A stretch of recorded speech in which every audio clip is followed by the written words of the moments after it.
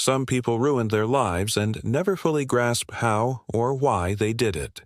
My wife, Francesca, is one of those people. Hi everyone, welcome back. Thanks for joining us today. We've got a brand new story to share with you. So let's begin.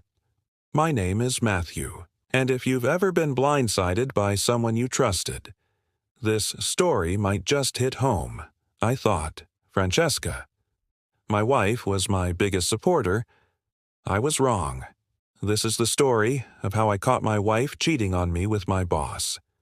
And the moment I saw it, for myself, I knew nothing would ever be the same again. You know, I've always believed that hard work pays off, that if you put in the time, the effort, the sacrifice, eventually you'll see the rewards. I worked at Sterling Enterprises, one of the most prestigious firms in the industry, while some of my colleagues left the office at 5 p.m. sharp. I stayed behind, making sure every report was flawless and every strategy airtight.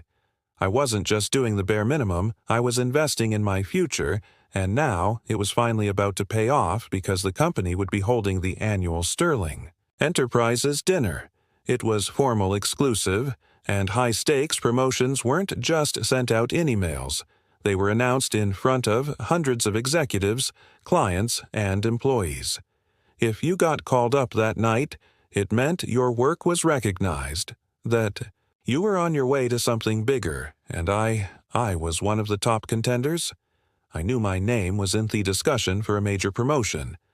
This wasn't just about getting a new title, it meant higher pay, more opportunities, and real power in the company. That night was supposed to be a celebration not just for me but for us. If there was one thing I was sure of, it was Francesca, my wife, my biggest supporter, my partner. We had been together for years, and through everything, she wasn't just my wife, she was the person who made me believe in myself even when I doubted. I never once questioned her loyalty. I never had a reason to. At least, that's what I thought. The night of the company's annual dinner had finally arrived. The venue was exactly what you'd expect. From a firm like Sterling Enterprises, I felt proud, not just because of my career, but because of who was standing beside me, Francesca. Francesca looked incredible. She had always been effortlessly beautiful, but tonight she carried herself with an elegance that turned heads the moment we walked in. I introduced her to my colleagues, and as always, she knew exactly what to say, exactly how to hold a conversation. And people loved her for it. She smiled, laughed, and made small talk completely at ease. In a room full of high-powered executives, even some of the senior partners, the ones who barely acknowledged most employees, were drawn to her. I stood beside her watching, basking in the admiration she received. This was my wife. My partner. The woman I'd built my life with, and in that moment I felt proud to have her by my side. But as the night went on, I started noticing things. Francesca, my wife, seemed to be gravitating toward Gerald, me boss, a man with power, influence, and connections. He wasn't just respected in the company. He controlled opportunities. He decided who moved up and who stayed stagnant. At first it seemed harmless. She was just being friendly, right? I told myself, she's just being polite. She's just making conversation, but my gut was telling me otherwise. At a point, Gerald leaned in, saying something I couldn't hear, and Francesca smiled. I felt like an outsider, like I was watching something unfold that I didn't understand, and for the first time that night I felt uneasy. Hours later, Francesca leaned in close, placing her hand lightly on my arm. "You need to take this," she said. Lifting her phone slightly, I glanced at the screen. No name, just a number, so I just nodded. "Yes, sure, I'll be here." She smiled, squeezed my arm, and walked off, disappearing into the sea of well-dressed executive and servers carrying trays of champagne. At first, I didn't think anything of it. I kept my focus on the conversations around me, nodding along as my colleagues discussed market trends and upcoming projects. But then, 20 minutes passed. Francesca was still gone. I casually glanced around the room, expecting to see her somewhere, maybe near the bar, or chatting with another guest. Nothing. Another 5 minutes I checked my phone. No messages from her. Maybe she stepped. Outside, where it was quieter, maybe the call was just taking longer than expected, I turned back to my conversation, trying to push away the slight unease creeping up my spine, but then another 5 minutes now. It had been 30 minutes since she left. And suddenly, I wasn't so sure anymore.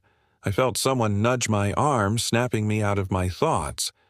It was Eric, one of my colleagues. We weren't exactly close, but we had worked together enough times to have a decent rapport.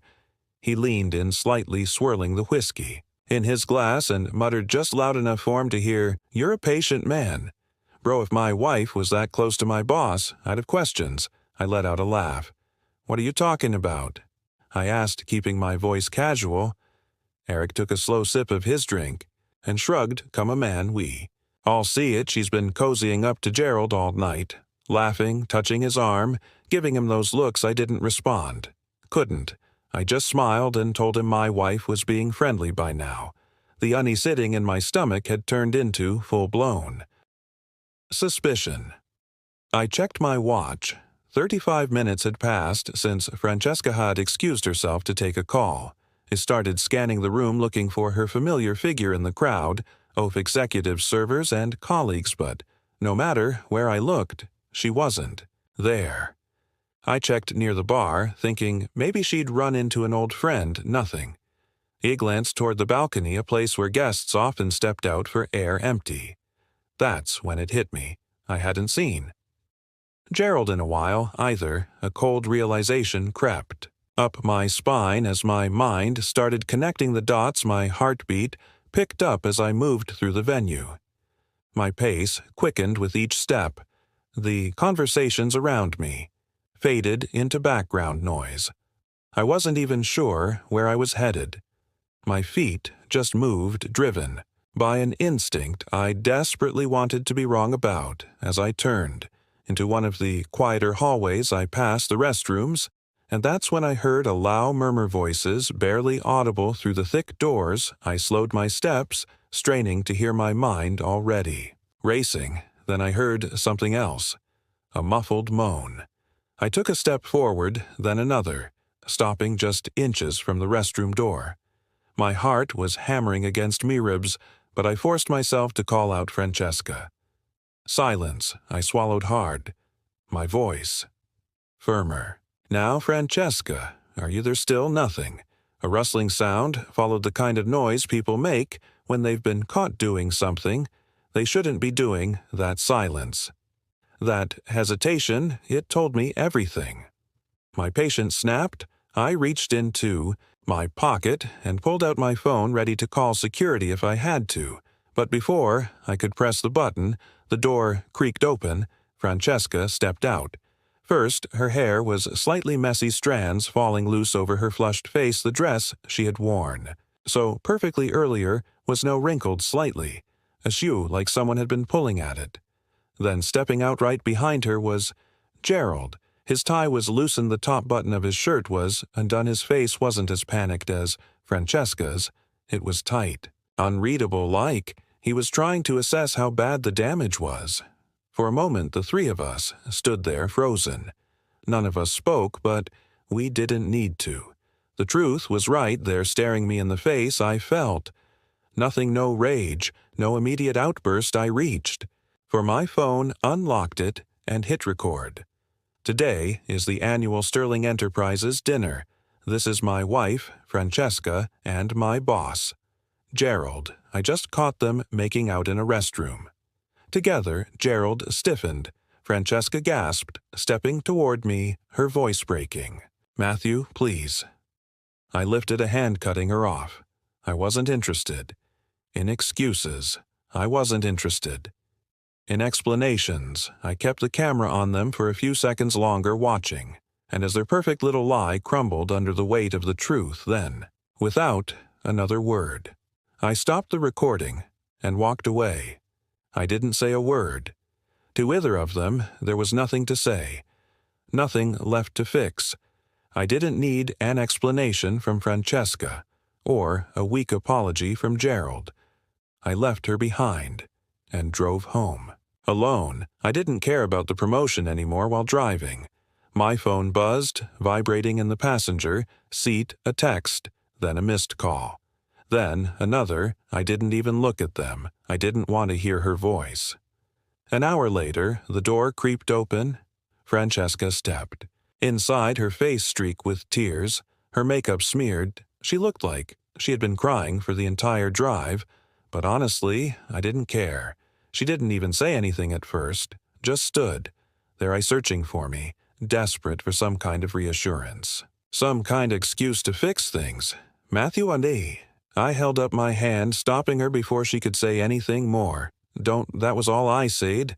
I didn't want to hear her explanation. I didn't want to hear how sorry she was the moment I caught them. Everything changed the rest of the night. There was no yelling, no arguing, just silence. We didn't speak another word. He sat on the couch staring at the TV with no interest in what was on. She stood by the door for a while, her body language pleading with me to say something, but I couldn't and I wouldn't. By the time I went to bed, the texts and calls had piled up. Colleagues had somehow heard about what happened. Everyone wanted to know what had gone down and why I left. Early, I didn't answer. I didn't want to deal with the gossip or the whispers behind my back. I didn't need to hear it from anyone else. I woke up feeling certain that I was done. I knew. Francesca was somewhere in the house, probably sitting in silence waiting for him to speak, hoping there was still something left to salvage, but there wasn't. I got out of bed and took my time making my way to the kitchen. I found Francesca sitting at the kitchen table, her hands wrapped tightly around a mug of coffee that had long gone cold. She looked up the second I stepped. In her eyes bloodshot and swollen from a night spent crying. "Matthew, please," her voice cracked as she spoke. Desperate pleading, I pulled out a chair and sat down across from her, my expression unreadable. I didn't speak right away and didn't offer any sign of sympathy. I wasn't here to comfort her.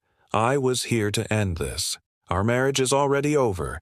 My voice was calm, firm and absolute. There was no anger left, no need for raised voices or accusations. The damage had already been done.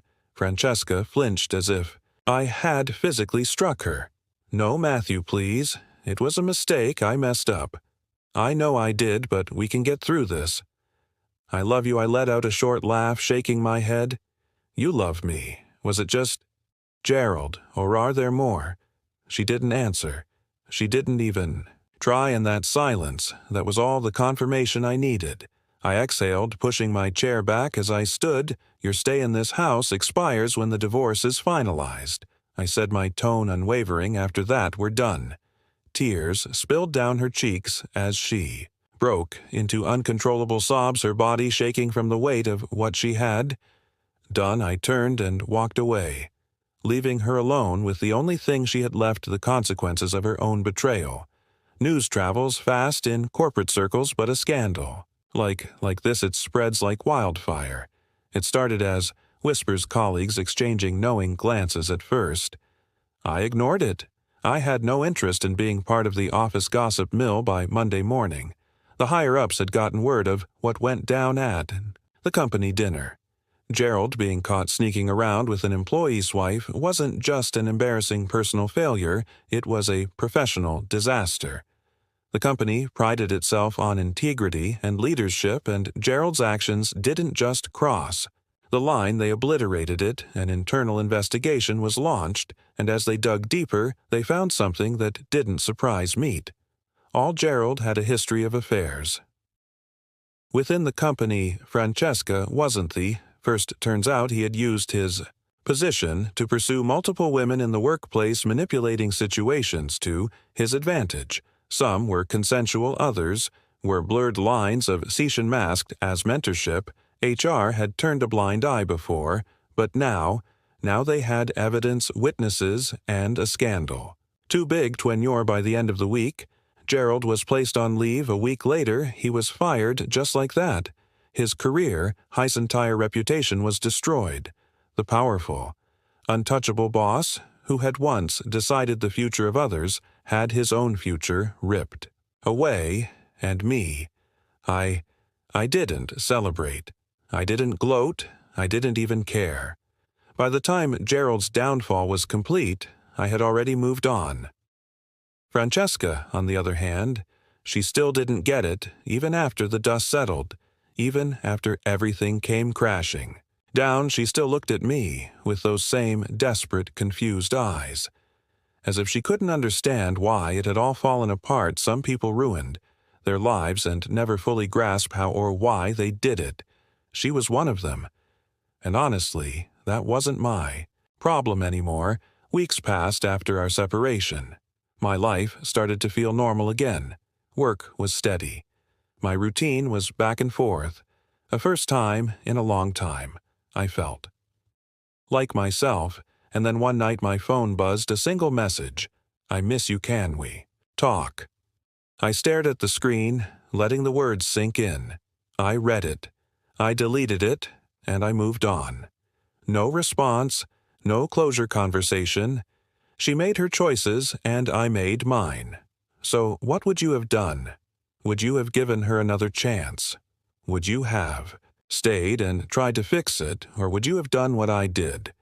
Walked away, no second chances, no explanations. Here's the truth. Some betrayals can't be undone. Some people will only realize what they lost when it's too late, and by then, you won't even care anymore. Thanks for watching. If you've ever been in a situation like this, drop a comment.